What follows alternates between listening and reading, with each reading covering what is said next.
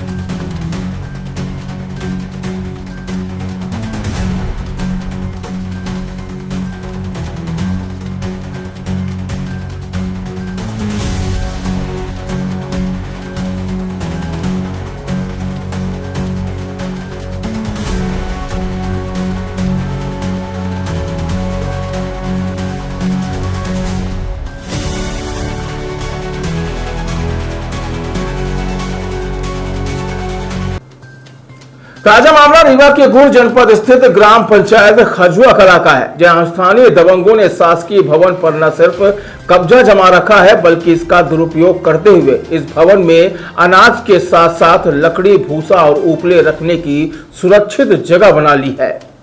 सबसे पहले आप इन तस्वीरों को देखिए कि किस तरह से सरकारी भवनों में कब्जा कर उसका दुरुपयोग किया जा रहा है। तस्वीरों में आप देख सकते हैं कि किस तरह से शासकीय भवन में दबंगों के द्वारा यहां अनाज के साथ साथ लकड़ी, भूसा और उपले का भंडार रखा गया है। दरअसल यह तस्वीर किसी एक भवन की नहीं बल्कि ग्राम पंचायत के एक ही परिसर में बने 5 अलग अलग सरकारी भवनों की है। ग्रामीणों की माने तो सरकारी मत से ग्राम पंचायत के वार्ड क्रमांक 20 में सामुदायिक भवन, ग्राम आरोग्य केंद्र, कृषक सहकारी सेवा समिति, बैंक सहित बहुउद्देशीय भवन तैयार कराया गया। प्रशासन ने इन भवनों को भले ही प्रशासनिक कार्य के लिए तैयार कराया, लेकिन इन भवनों के बनने के बाद प्रशासन इनका उपयोग करना ही भूल गया, जिसका नतीजा है कि आज इन भवनों में दबंगों ने न सिर्फ अपना कब्जा जमा लिया है बल्कि भवनों का निजी कार्य में दुरुपयोग भी किया जा रहा है।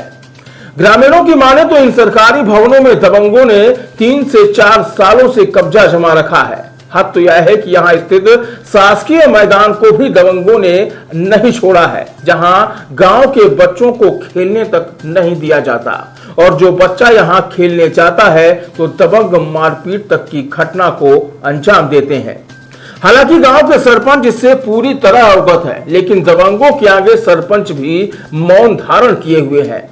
फिलहाल लाखों की लागत से इन बने सरकारी भवनों की हालत तो आप तस्वीरों में देख ही चुके हैं, लेकिन अब देखना होगा कि प्रशासन इन भवनों को दबंगों के कब्जे से मुक्त करा पाता है या नहीं, या फिर यह शासकीय भवन दबंगों की बपौती बनकर रह जाएंगे।